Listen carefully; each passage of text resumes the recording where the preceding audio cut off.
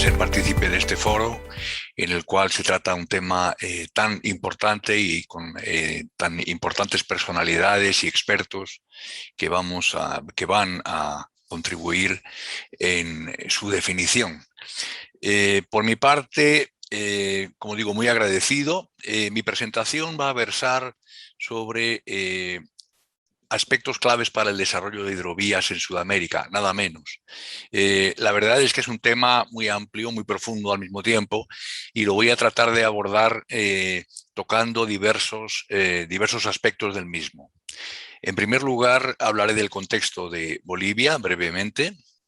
Después hablaré de la posición de nuestra empresa en el mundo, que nos ha permitido conocer diversos tipos de ejemplos exitosos, y también presentaré ejemplos que estamos llevando a cabo en este momento en Sudamérica para poder de ahí identificar los aspectos claves que hacen que camine o no camine correctamente o lo mejor posible un proyecto. A partir de ese momento, trataré de identificar los aspectos claves para desarrollar hidrovías en ríos tropicales no regulados. Quiero decir, por ejemplo, se está hablando ahora, y con mucha razón, de la vaciante de la cuenca, de las aguas bajas. También se puede hablar en algún momento de crecidas avenidas que pueden dañar obras y aportar un exceso de sedimento. Los ríos tropicales no regulados tienen una personalidad muy especial y es algo que nos va a tocar trabajar con ello.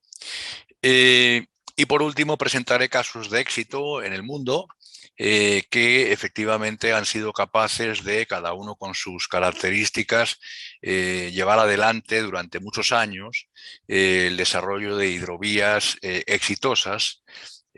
Así que sin más voy a compartir pantallas, si me permiten. Bueno, pues sin más, vamos con ello.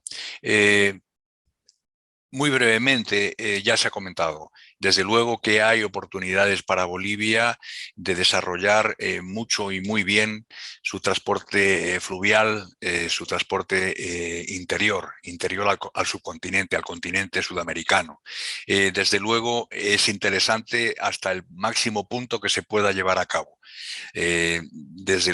Va a aportar competitividad sin duda ninguna al comercio exterior. Y va a permitir desarrollos empresariales, como por ejemplo, pues desarrollos de nuevas implantaciones agrícolas de gran extensión, si fuera el caso, de forma tal que las hacen viables. El transporte es una parte muy importante de la cadena de valor de un producto, y un producto de primera necesidad, un producto del sector primario, razón de más, efectivamente su peso en el precio final va a ser relevante, así que efectivamente las oportunidades que se abren con el corredor Ichilo-Mamoré en particular, pudiendo llegar a ponerlo como hidrovía, y ahora veremos a continuación qué se requiere para eso, sería desde luego muy importante. La otra oportunidad que tiene Bolivia es simplemente desarrollar más y mejor, y en la mayor medida posible, con las instalaciones portuarias que corresponda, con las conexiones terrestres o fluviales que sean necesarias para eso, una conexión lo más eficiente posible con la hidrovía Paraná-Paraguay, que ya es un proyecto exitoso por sí mismo. Como ustedes saben, la hidrovía Paraná-Paraguay, a pesar de la vaciante con que cuenta en este momento, sigue siendo sin duda ninguna una vía de exportación de enorme capacidad, utilizada principalmente, mayormente por otros países de la cuenca, sin duda, pero con una enorme oportunidad para Bolivia, exportando, por ejemplo, soya y derivados, muchos granos, mineral de hierro, cargas líquidas, etcétera, etcétera,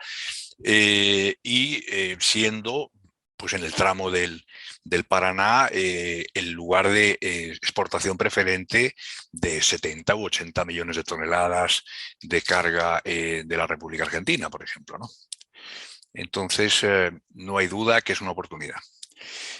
Bien, nos permite, y a mí me permite y me da el honor de representar, nos permite hablar de estos temas el hecho de que nacimos en Holanda. Nacimos en Holanda, como ustedes saben, es un país dominado por el agua, dominado no porque el agua se controla, pero sí muy relevante la presencia del agua en el terreno y en la parte interior del país es muy importante.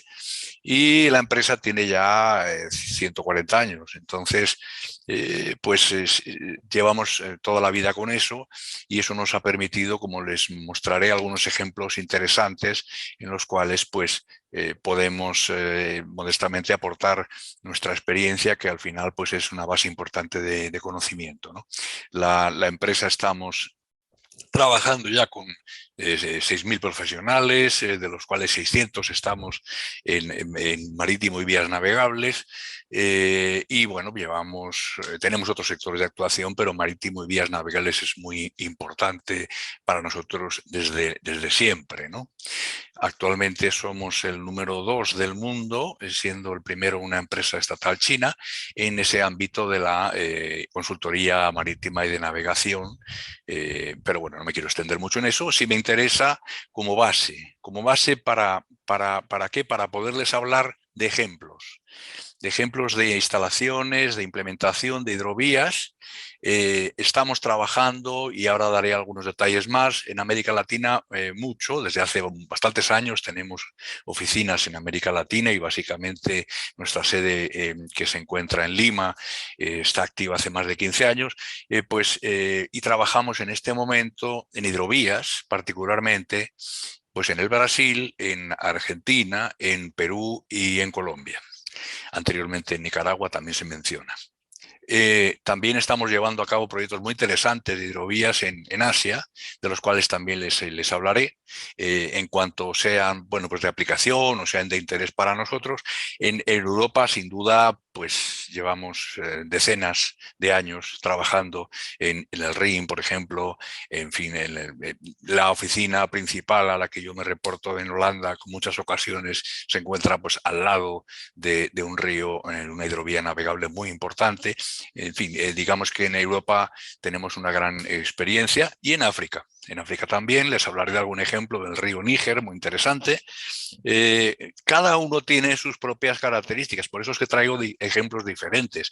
Sin duda que los ríos tropicales no regulados, que es nuestro caso principal, pues tienen más semejanzas con algunos de estos ejemplos que voy a poner que con otros, pero sin duda siempre es bueno saber a dónde puede uno llegar, ¿no? A dónde puede uno llegar con una hidrovía perfectamente regulada, por ejemplo, con sistemas de información en tiempo real que nos den una información capaz, que nos permitan conocer los estados de cada uno de los tramos y se encuentren estos además mantenidos perfectamente. A eso hay que tender. Bien, entonces hay ejemplos, algunos explicaré más detalladamente que otros, pero sí es frecuente, como ustedes pueden ver, que la primera investigación la llevan a cabo pues, organismos internacionales o gobiernos para la primera implementación, pues porque es un bien de servicio público muy importante, muy relevante, y pueden hacerlo por sí mismos o pueden hacerlo mediante mecanismos de participación público-privada, pero siempre a partir de una iniciativa, de un interés colectivo que sin duda ninguna tienen las hidrovías. Entonces aquí tenemos ejemplos en Europa, por ejemplo, en Asia, en Myanmar, tenemos ejemplos en Indonesia, en el Mekong estamos trabajando mucho también, efectivamente. Ahí estamos trabajando a través de la tutela del Banco Mundial para determinar y establecer las mejores condiciones, pero no solamente a nivel de factibilidad, sino llevándolo a la práctica, también llegando a la supervisión de las obras, llegando a la definición de los canales navegables, a su construcción. No somos constructores, ¿verdad? Pero sí podemos definir la ingeniería de la construcción y supervisarla. Como ven, en el delta del Mekong tenemos mucho, en Vietnam también. Y en América Latina, como ya les indicaba, no voy a extenderme mucho más, pues porque vamos a ver algunos ejemplos de hidrovías, que es lo que más nos interesa, pero sí tenemos actuaciones en los países de Latinoamérica pues desde hace muchos años, en el ámbito de la navegación, en el ámbito marítimo y en el ámbito también de los puertos, tanto fluviales como marítimos, y en la navegación de los ríos. vamos a ver algunos ejemplos y, por tanto, pasamos a eso. Ejemplos en Latinoamérica que estamos haciendo actualmente o, bueno, en los últimos meses, ¿verdad? En Colombia hay un proyecto que se está acometiendo mediante la modalidad de asociación público-privada, que es una forma, pues, digamos, una forma de las que hay de hacerlo, que permite al Estado compartir el peso de la inversión y también una parte de los riesgos, y tanto en la operación como en el mantenimiento, como en la primera inversión, mediante estos mecanismos. No es el único procedimiento, como les digo, también estamos trabajando para definiciones de hidrovías directamente por parte del gobierno en muchos países. Pero este tiene aspectos muy interesantes desde el punto de vista técnico que les voy a comentar después. En el Perú también estamos trabajando, ahí es diseño detallado lo que estamos haciendo ya, porque se trata de los diseños que tiene que hacer el concesionario. De ahí sacaremos alguna lección aprendida. Y es una lección, bueno, pues no tan buena, pero que es de la parte ambiental, de los pasivos ambientales, que está afectando al desarrollo de este proyecto, pero sí sacaremos muchas enseñanzas técnicas que voy a tratar de expresarles acerca de qué aspectos técnicamente hay que definir para poder contar con una hidrovía. En la Argentina estamos haciendo un estudio también para el Banco Mundial sobre estrategias de definición de vías navegables, de proyectos de hidrovía. Y en Brasil estamos haciendo también para el Banco Mundial un estudio de viabilidad de la participación privada para el mantenimiento de las vías navegables interiores. Entonces, ¿a qué aspectos técnicos destacaría? Pues miren, por ejemplo, en el caso de la navegabilidad del río Magdalena, es muy importante, yo destacaría como un tema más importante, ¿no? Establecer, perdón, establecer una correcta asignación de riesgos. Estamos hablando de una asociación público-privada y entonces, ¿y qué riesgos son esos? Pues, por ejemplo, los que ya han salido a la mesa, el riesgo hidrológico. El riesgo hidrológico que a su vez está asociado o puede estar asociado con el cambio climático. Ya identificamos un aspecto que es clave. Otro aspecto clave muy importante es conocer que en una vía navegable el costo de la primera inversión no es muy diferente del costo del mantenimiento anual. Quiere decir, algunas administraciones están acostumbradas a que, por ejemplo, una carretera se construye y hay que hacer una gran inversión, pero a partir de ahí se mantiene con mucha menos inversión. No es el caso de las vías navegables en ríos tropicales no regulados. No es el caso porque se producen fenómenos de crecidas y vaciantes que a su vez generan importantes procesos de sedimentación, los cuales pues obligan a una labor de mantenimiento permanente muy importante. Entonces, como pueden imaginarse, el caso no es para nada parecido que el de una carretera. Por otro lado, bueno, pues en otro ejemplo diferente, ¿no? En la hidrovía amazónica de Perú. La hidrovía amazónica de Perú comprende 2.600 kilómetros de ríos navegables, gran parte del año. ¿Qué ocurre? Pues en algunas partes del año, momentos del año, ocurre que justamente hay vaciantes. Y en ese momento lo que hay que hacer es asegurar un canal artificial que solamente afecta a determinados lugares. Pero esto tiene una característica muy importante que ha tenido que ser considerada de manera fundamental, y es que esos lugares no son siempre los mismos, sino que estos lugares con, digamos, vaciantes que no permiten navegar, pues no están exactamente en el mismo lugar. Esto implica fundamentalmente que el estudio de impacto ambiental tiene que tiene que ser abarcativo de un área suficientemente extensa como para que si un año se draga en un lugar y otro año se draga en otro lugar cercano pero no el mismo, el estudio de impacto ambiental no sea rechazado. ¿De acuerdo? Eso es muy importante. Pero fíjense que, por ejemplo, que con un dragado inicial de 4 millones de metros cúbicos, el mantenimiento anual no es despreciable, ni mucho menos, sino que es del orden de 1,4 millones de metros cúbicos. Bien, Eh, pero cuando no hay información hay que generarla. Entonces, ¿qué trabajos hemos hecho para la hidrovía amazónica del Perú? Pues lo primero, establecer una red geodésica, por ejemplo, que no había, en la selva no había una red geodésica georreferenciada con altitud y con una posición precisa, de forma que podamos establecer estaciones de medición de niveles fiables. Tampoco había esas estaciones de medición de niveles a todo lo largo de los 2.600 kilómetros. También las hemos tenido que establecer y se han construido y están operando con transmisión de información sobre niveles de agua en tiempo real. También ha habido que definir cómo dragar esa hidrovía, con qué dragas, qué equipos serán de la concesión, esto es, equipos que van a revertir al Estado, qué equipos son de libre elección del concesionario, cómo tienen que operar, qué rendimientos van a tener, y también, por supuesto, definir qué necesidades de dragado hay. Para eso, lo primero, definir los canales, radios de curvatura, anchos de fondo, profundidades necesarias, por supuesto. ¿Para qué? Para los convoyes de diseño. Como ven, hay todos unos pasos que hay que dar para convertir en hidrovía un río tropical no regulado natural. Pero pasamos por todos ellos, quiero decir, definir el convoy de diseño, definir la geometría de los canales, determinar si esa geometría existe de manera natural o, por el contrario, en algunos lugares o en algunos momentos del año se pierde. Cuando se pierde, recomponerla inmediatamente. Eh, mediante operaciones de dragado de mantenimiento, por ejemplo, aportar información a los usuarios. Es muy importante también que los usuarios no naveguen con incertidumbre, que tengan la menos incertidumbre posible.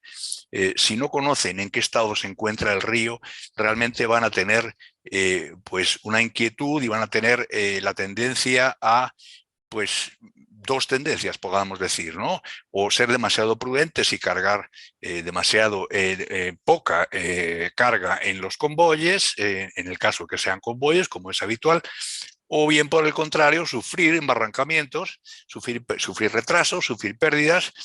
Por ejemplo, en la hidrovía amazónica del Perú es muy normal que en la época de vaciante el flete del transporte cueste incluso pues hasta el doble por tonelada, ¿no?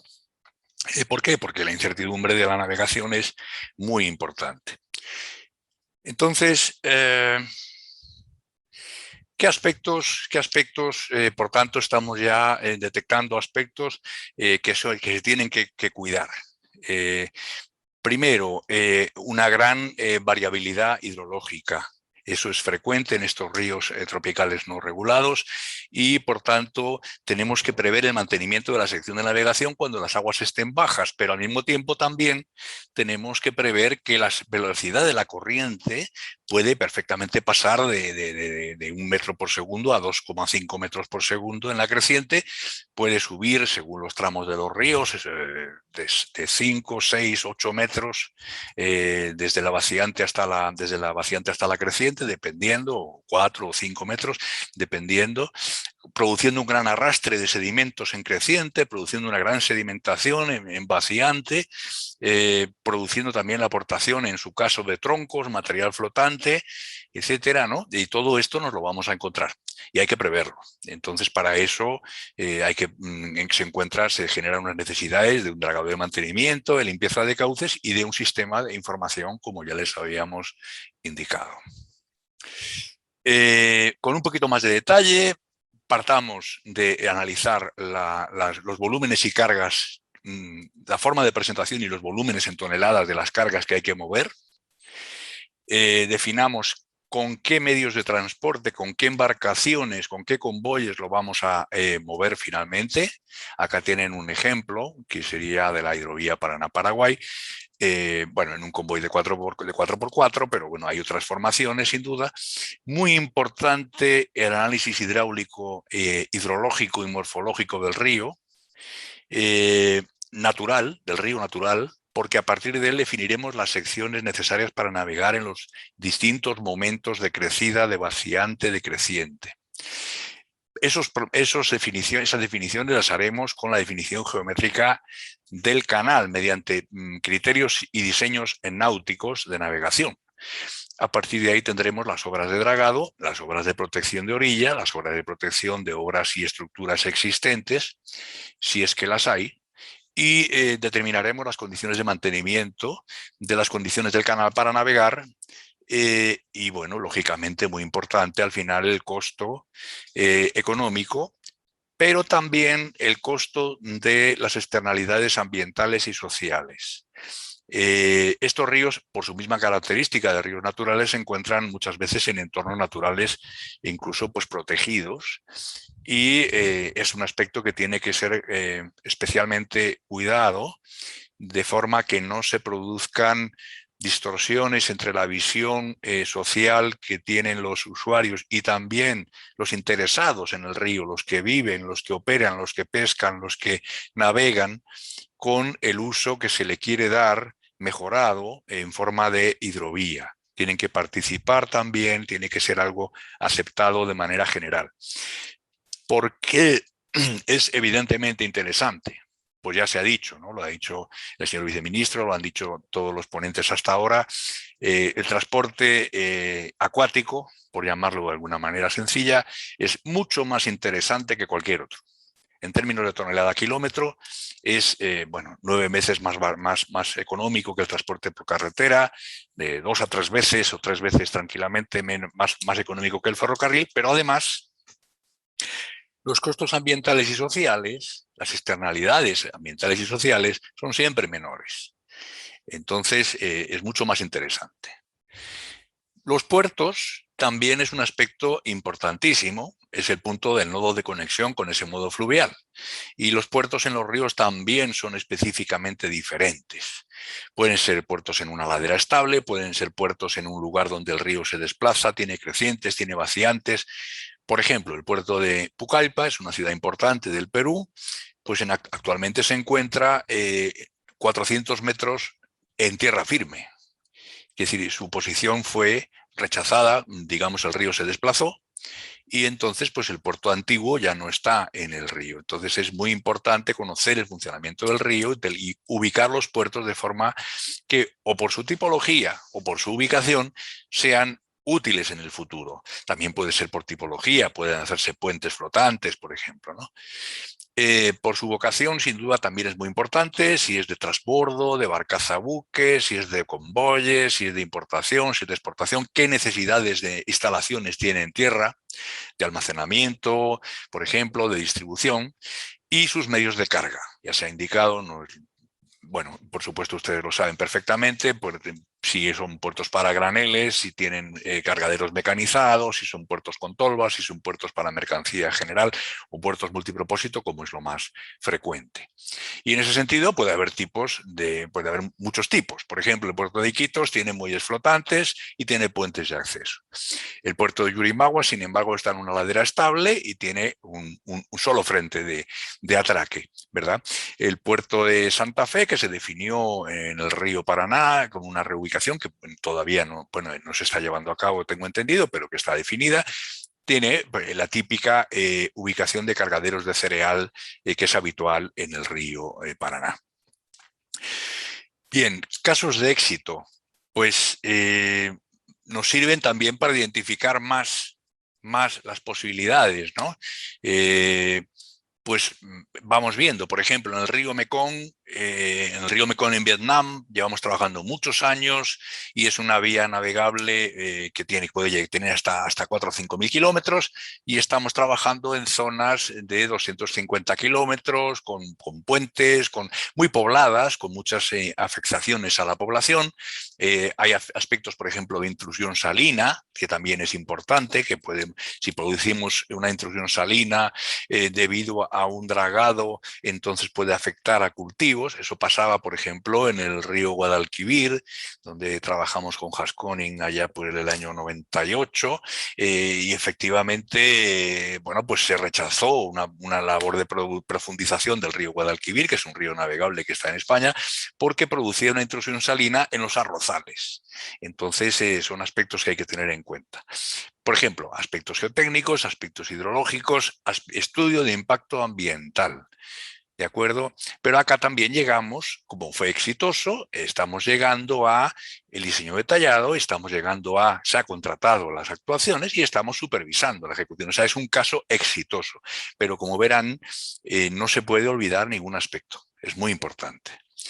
Hay casos de planificación, por ejemplo, en Bangladesh. En Bangladesh lo que se está haciendo es planificar y priorizar los tramos que tienen una utilidad mayor antes de empezar a trabajar en la definición, como sería el caso del Mekong, de las obras y actuaciones concretas. Es un trabajo de planificación. Es muy importante también llevarlo a cabo cuando estábamos hablando de una red hidrográfica tan enorme, con 700 ríos, con más de 20.000 kilómetros. En África, por ejemplo, también, bueno, pues estamos llegando a la etapa de supervisión de la construcción, pero hemos pasado por todas las etapas anteriores, desde los relevamientos, los estudios de transporte, el desarrollo de los diseños detallados, la preparación de los documentos de licitación, y también es un caso exitoso en el sentido que está desarrollándose sin duda ninguna. Y hay un caso que les he traído, que bueno, que es un ejemplo de Europa, que es un ejemplo muy consolidado, pero que es un ejemplo también exitoso, y es el, por supuesto, ustedes saben, y ya se lo he contado, que es que pasa al lado de nuestra oficina, pues el río, bueno, uno de los ríos navegables de allá, el río Rin, por ejemplo, pues ha tenido a lo largo de su historia, durante prácticamente 90 años, ha tenido proyectos de análisis y proyectos posteriormente de definición detallada de actuaciones y proyectos de supervisión de su puesta en servicio. De cada uno de estos casos sacamos pues algunas ideas, ¿no? Pero destacaría para el caso de los de Sudamérica, ¿no? Donde, pues como les digo, estamos trabajando en Perú, estamos trabajando en Colombia, estamos trabajando en Argentina, en Brasil también, pues destacaría algunos aspectos. La implicación ambiental y social es fundamental. En el sentido de que trabajaremos seguramente en muchas ocasiones con zonas naturales protegidas. Entonces, hay que evitar, en la medida de lo posible, confrontaciones sociales que puedan malograr un proyecto, y hay que cuidar también temas, si se quiere, a veces aparentemente secundarios, por ejemplo, los pasivos ambientales. Si hay una zona que está contaminada y que debe ser el Estado el que remedie esa situación antes de elaborar, de trabajar sobre la hidrovía, pues es muy importante que lo haga.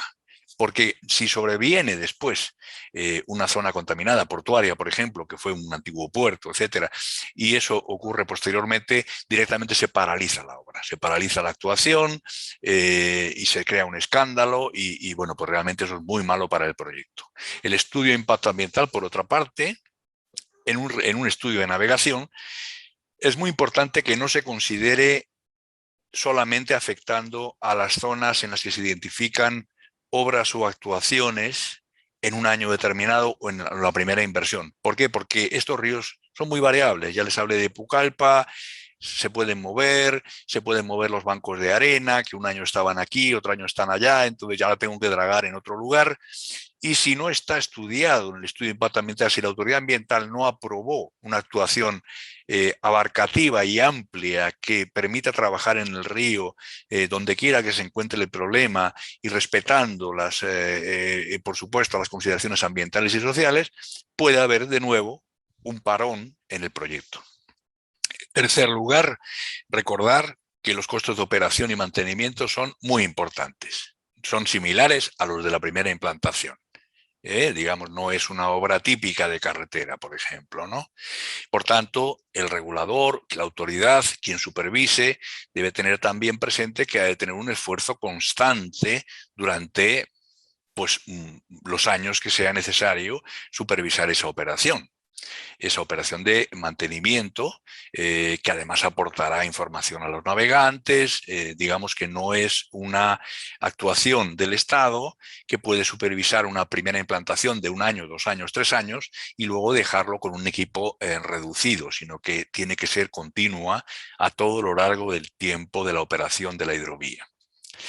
El riesgo hidrológico es muy importante, se ha mencionado ya, qué pasa con las vaciantes, qué pasa cuando hay que dragar más de lo que está previsto, porque resulta que hay una sedimentación mayor o las aguas están más bajas y no hay canal, que tengo que hacer el canal.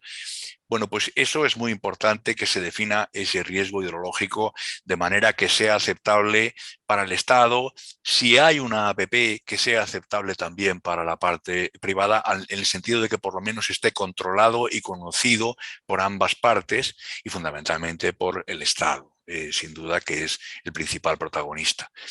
Y esto enlaza con el último punto, que no es un punto menor. ¿Qué hacer si las previsiones climáticas se van modificando? ¿Qué hacer si permanentemente pues, estamos encontrando siempre fenómenos o siempre años secos o siempre años del Niño o los años del Niño son más fuertes?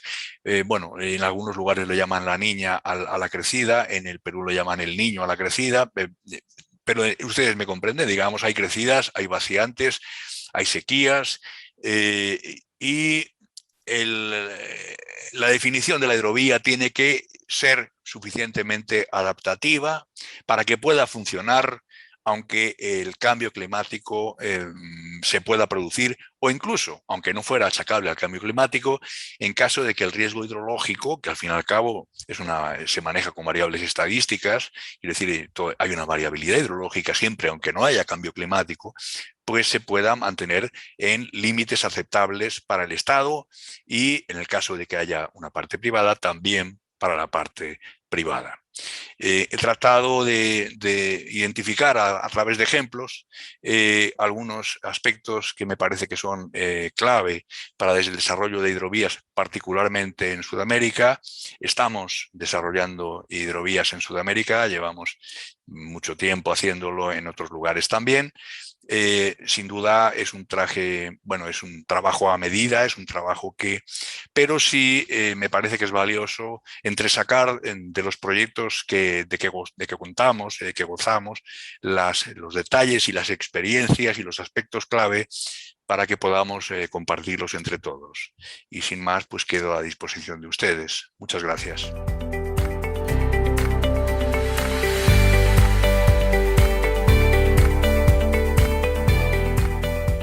Sí. Bueno, efectivamente, la primera pregunta es cómo beneficia la iniciativa privada de dragado, señalización y mantenimiento a Bolivia, ¿no? En general. Como les indicaba, sea pública, sea privada, el desarrollo de dragado, señalización y mantenimiento beneficia con toda seguridad. ¿Por qué? Porque su ecuación de servicio, o sea, cuánto cuesta mover, transportar, importar, exportar, es mucho menos que en cualquier otro modo de transporte. Y por otra parte es mucho más amistoso con los aspectos ambientales y sociales. Así que sea iniciativa privada, sea iniciativa pública, sea iniciativa público-privada, beneficia claramente porque los resultados económicos, ambientales y sociales son clarísimos en todos los proyectos que conocemos.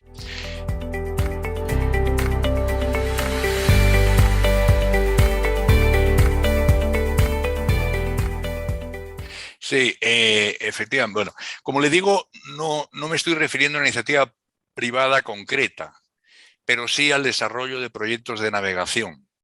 Entonces, sí contribuye al desarrollo de proyectos industriales, agrarios, sin duda ninguna. ¿Por qué? Porque, como les decía, en tanto en cuanto que se trata de sectores que trabajan en comercio exterior con el sector primario, el peso del transporte en la ecuación del precio. Entonces, es sabido, y además es muy claro, que el modo de transporte fluvial es el más eficiente en términos económicos, ambientales y sociales. Así que sí contribuye, desde luego, al desarrollo de proyectos en la zona afectada.